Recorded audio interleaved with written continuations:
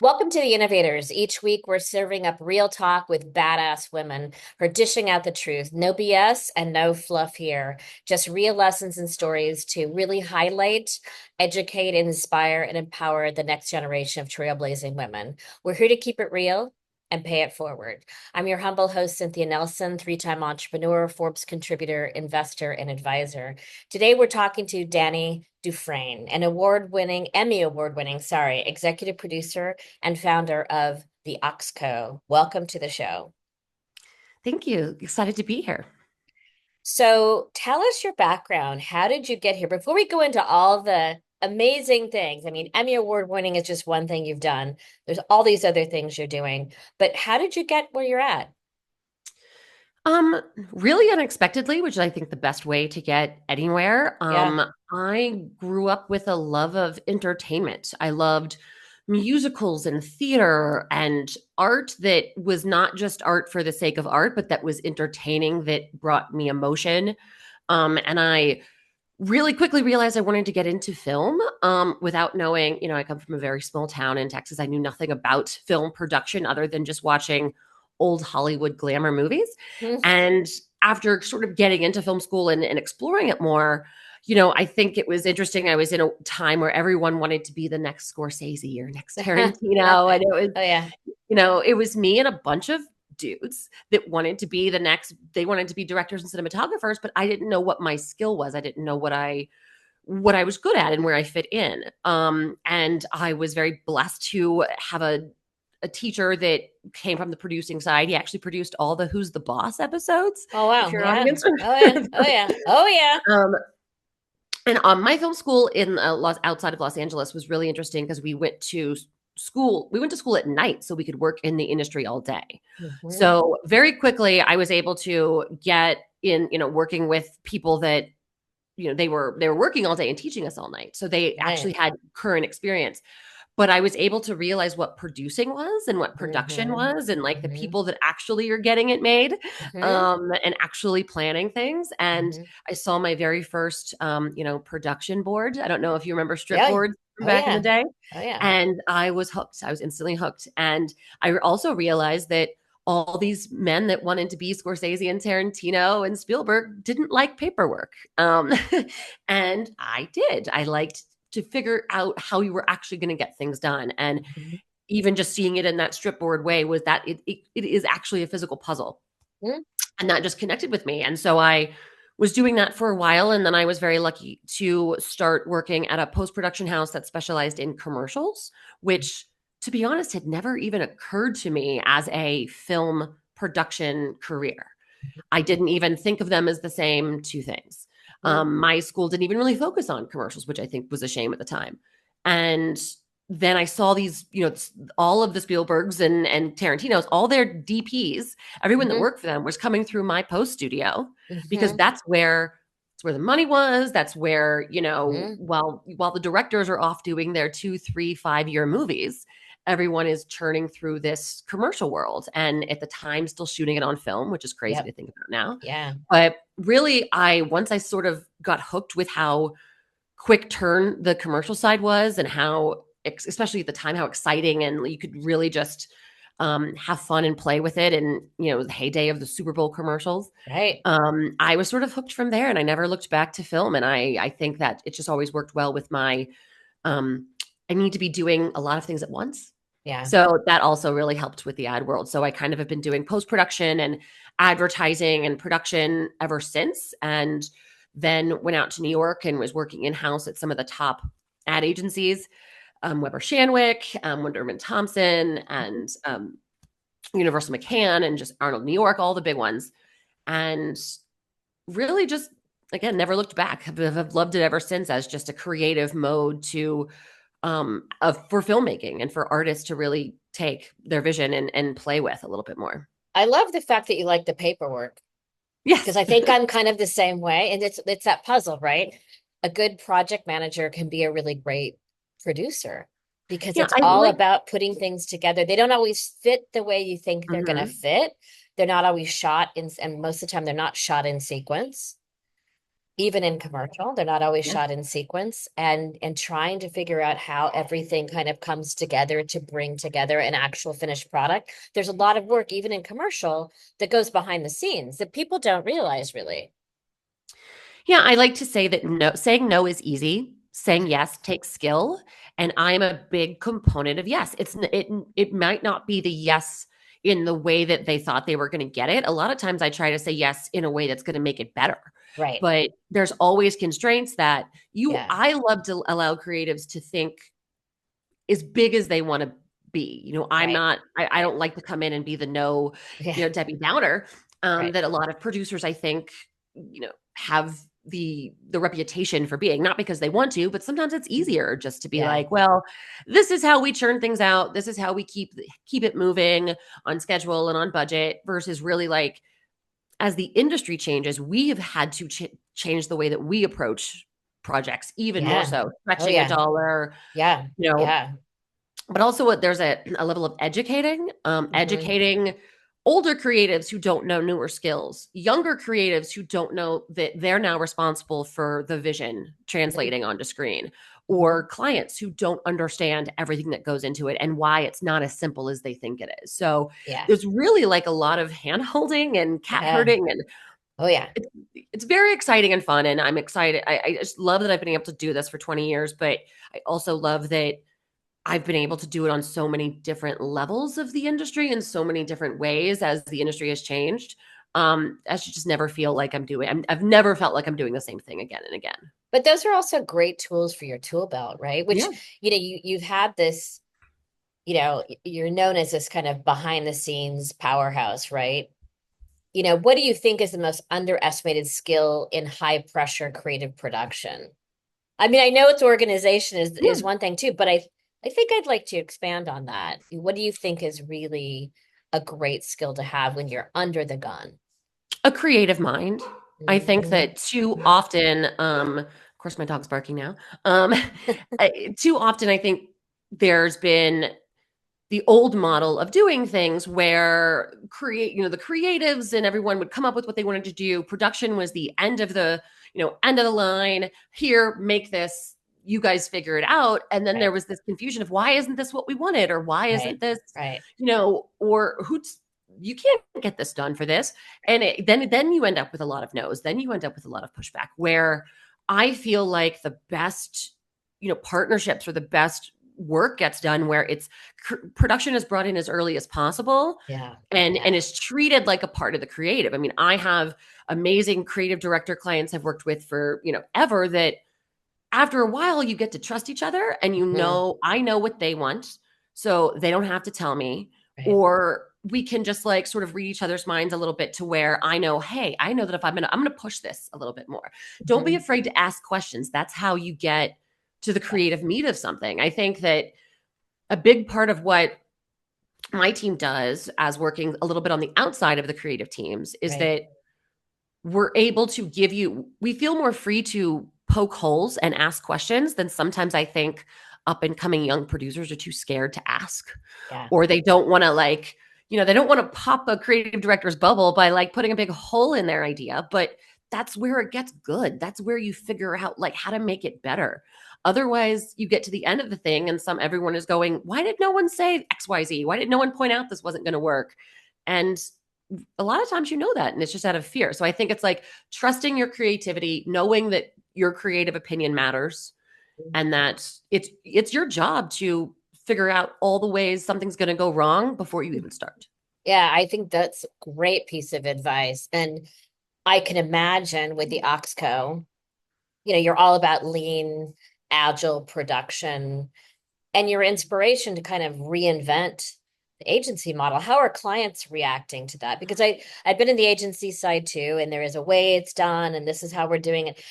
And you're sometimes fighting creative and brand and production timelines, and the brand thinks the product is a second coming, and you're like, no, we can't really say that because it's uninspiring, uninteresting, and I don't care that you spent $10 billion on creating, it's we have to sell the product in an authentic way. So, how do clients respond to this kind of new reinvention of the agency model? Well, it's been interesting. So in 2017, when I was sort of realizing or trying to figure out what I was going to do next, I was getting burnt out in house at agencies. I was also realizing that I had grown this reputation of sort of this behind the scenes fixer that people from every place I'd ever worked or clients and just everyone who'd kind of been in my atmosphere was constantly reaching out to me for advice or, hey, do you have somebody to do this or this? And, we all hit that point where the information in our head is worth far more than anything we could ever do for someone else. Yeah. And I didn't know what I wanted to do. I knew I didn't want to be a production company because, from my experience, production companies have their own little niches. Yeah. This production company specializes in this and this one in this, and they should do that. That's great for them. But then you're kind of doing the same thing over and over Oh, no, again. And yeah. what I loved about the agency side was being able to come up with everything, whether it's an event or a video game or, Right. a commercial, whatever the idea was, bringing it to life. So I basically went out as I'm not a production company. I'm more of this fractional agency production unit that can be absorbed by your team. And it's been, especially at the beginning, it was very hard, I think, explaining that to people. No one at the time was using the term fractional No, either. yeah, yeah, yeah, This was 2017. So it yeah, was like, they were like, so you're a freelance EP? No, yeah, yeah, no, we are a auxiliary is why I started the company name auxiliary unit for your team to plug into, but we can bring in whatever expertise you need and allow you to be lean. And it's kind of gone up and down. I mean, as we've seen the bigger agencies have to yeah, merge and merge and merge in order yeah. to support the heft of their overhead. Oh, yeah, Um, they at the same time, I've been, running those departments for those agencies. I know yeah, the 40 to 50% overhead that you're having to put on yeah, every hour build. yeah, Those agencies can't pitch the big fun ideas anymore. They can't pitch the risky ideas that a brand may want to try but isn't going to spend that much money on. right, It's these right, innovative small agencies. So that's where I really saw the connection. And so once I realized like that's my audience, that's who I'm going after. We work with small, it could be two creatives and a strategist. It could be one creative. It could be, a team of 10 people that don't even have an office. We work with small, really like rebellious agencies who just want to make good stuff, and they're smart enough to know what they don't know, right? right, They're like, we right, don't know how to do this, but we know it's possible. And just in the same way that AI is making so many more things possible because it's allowing us to vision it, like to have a vision for it, hmm, not really making it just an AI, but like actually being able to see how it could come together. yeah. That is sort of what we are giving agencies at the same time. We're able to show them what can be done because they may not have thought about everything in a more of a 360 integrated way. And that brings up, I was going to talk about AI, so I'm glad you kind of broached the subject first. So it's like everyone's, there's been this whole fear factor, right? Across the industry of, oh, it's going to take all our jobs and da da da. And I dove in quite early to it because I thought this is like internet 101 back in 1995 when I first started in tech, earlier than that. But what do again, you're saying it allows you to do visioning faster, quicker. How would you speak to younger and older colleagues and clients about the uses of AI and how you're incorporating it into your business and into their business? I mean, I remember shooting on film. I Yeah, remember learning yeah, how to edit with film and then learning Final Cut 1, yeah, right? yeah, And, or going even just to like beta decks and like going up yeah, and how technology, if AI is there to help us do the simple things faster, to help us get out of our brains and ideas on paper faster or boards done faster, then we're going to get to those bigger, like human made, innovations even faster. We're going to get to the stuff that takes more of our time that yeah, we have to focus on. We're going to get there faster. So if AI can help me edit a video in a very basic way so that I'm starting out 3 days, of work down the line, then I'm able to do the refining that only a human can do. right, Or I'm able to, take an idea or a concept that seems crazy or impossible and really like play out how it can come to life using AI and problem solving so that I can then in a human sense, build it that much stronger and that much better. I think that's kind of, I think we've gotten a little bit ahead of ourselves with some of the things, especially like with data, for Yeah. example. I think Yeah. the one of the reasons that brands have felt that they have to throw so much money in so many different directions is because we're being sold data by companies that want us to buy a particular thing from them in a particular way. Yeah. So they're interpreting that data in a particular way, where Yeah. in the long run, a like costs someone nothing, but loyal consumers, brand loyalty is Yeah. harder to get. Yeah. And I think that is where we are seeing a shift back to storytelling and human centered, creative ideas, and people getting brands in their hands or products, and really away from the just influencer PR boxes all the time. I think we're slowly getting there, and I think AI is actually going to be more of a tool to get us there, where we can play out consumer models, see how something's going to work, or we can 3D model an idea for something and get us to the actual build of it even faster. I don't think it's going to be limiting us as much as just expanding what we can bring to life. Yeah, I think you're really right. I talked to somebody the other day about this in particular, and he said AI gives him a time to wander. Yeah. It gives him time to actually, as a creative, gives him time to wander. He can do these other things he needed to do quicker, and it gives his mind time to wander and think about new things and ideas and come up with better and better adaptations and better creative and better human stories and storytelling. That's what he does. So I think, again, you're spot on the AI integration side and what we should be looking at it for in the future.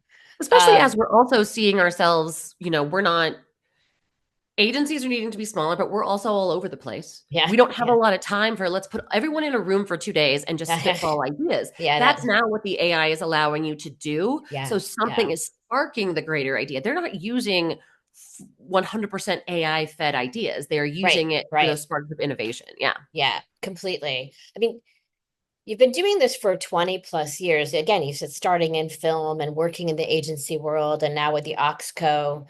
Um, and the future of creative staffing has evolved so much too.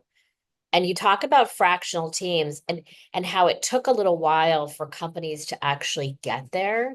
And then there's the underrepresented creatives who have really struggled. I mean, I see it in underrepresented creatives and underrepresented founders, but you know, finding a place for them in fractional, that must be a great pull for them to come in and be able to get their feet wet before they decide, hey, maybe I want to work full time in an agency, or I really want to go do something else over here.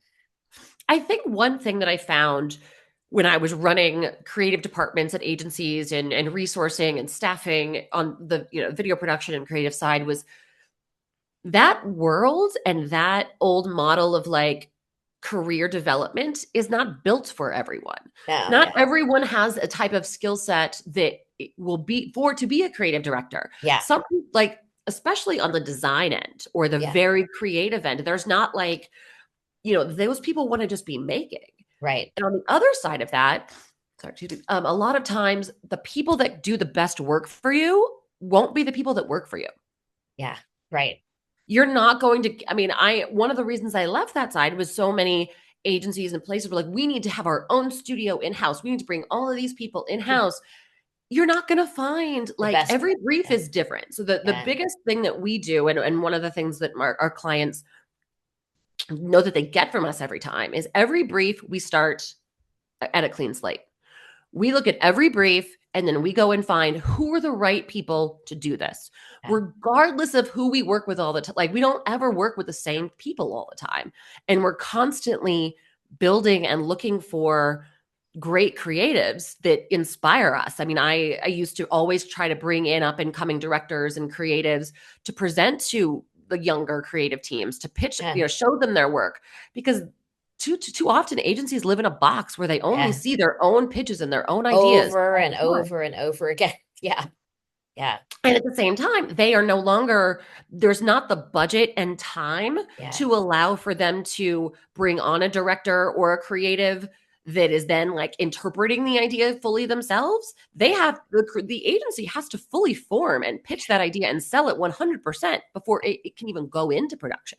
Yeah. So I think what I've been able to do is make sure that like people trust me to kind of push the if your idea is, you know, $1 million and you have $10,000, you actually have a lot of options because they're the creators in that realm and what they can do if you're willing to have some trust. If you're willing Right. to know that like maybe you have to explore a few different ways to do it, or if you're not going to get a director that's done that exact same thing 5 times. But then why would you want That's, that I was either? gonna say that, and I'm not the best creatives I've ever met are not usually great creative directors. Like the best salespeople don't always, they're not always great sales leaders. You know, they really do something really special, and trying to go up that ladder is sometimes just detrimental to them and their career, and they end up having no fun. They're like, when the hell did I do this? I climbed this ladder and now I'm like, I have no fun. I mean, I think that there are so many types of creatives and directors. I have directors that are specialize in choreography or, you know, Right. a particular type of comedy or, you know, cars or whatever it is. I think that people that go find the people that love to do exactly what you're trying to bring to life and that spark versus getting a name or something Yeah. that you're then trying to force your idea, not even their idea, down their throats and they can't flourish. You know, so often I see people hire directors just because they think the client will like the name or the Yeah, status. totally. And then, but we then tie their hands behind their back And the and they work can't do product anything. suffers. Yeah, the And work it product suffers totally a lot. suffers. And I Yeah. think that I try to push that as far as possible and build out a really, you know, robust Rolodex of up and coming talent across the spectrum, which is probably the thing I love the most about my current job. I think it's really amazing actually, and the fractional side of what you're doing is it is now become this new thing. You've had this great career. You know, what is a piece of advice you would give your 20-year-old self? I always love this question. Oh my God. Um, buy a new car, 20-year-old self. No, no. Um, I I never set out to be a entrepreneur, to have my own company. It was certainly not anything I knew anything about or had family that had done much, you know, in that of we were all very, you know, career blue collar hmm workers in my family. And hmm I think I just decided that it's especially in your 20s and as you're younger, like fear doesn't exist. And there's a certain time in your life where that's true and you have to embrace it and know that there's absolutely nothing you can jump off any cliff and nothing's going to go wrong. Like that's I think the Yeah. most exciting part of that. What I would say to my 20-year-old self, or I think anyone starting a business or looking to, is just that that first 1 to 5 years, 1 to 3 years is easy. Jumping off the cliff and going for it is not the hard part. The hard part is once you see the vision for what you want and once you have a team, the what's next part is the hard part. And to Yeah. start focusing on that earlier, because if you wait until you're stuck, it's Yeah. harder to climb up that hill. Yeah, definitely. Danny, this has been so great. I know the audience is going to love it. You're an inspiration. How do they get a hold of you if somebody wants to work with you? What's the best way to contact you? They can check us out at theaux.co, theaux.co, or just Google the Auxiliary Co. And again, my name is Dani Dufresne. You can find me on LinkedIn. Reach out anytime. Thank you so much for Thank your you so much, time. Cynthia.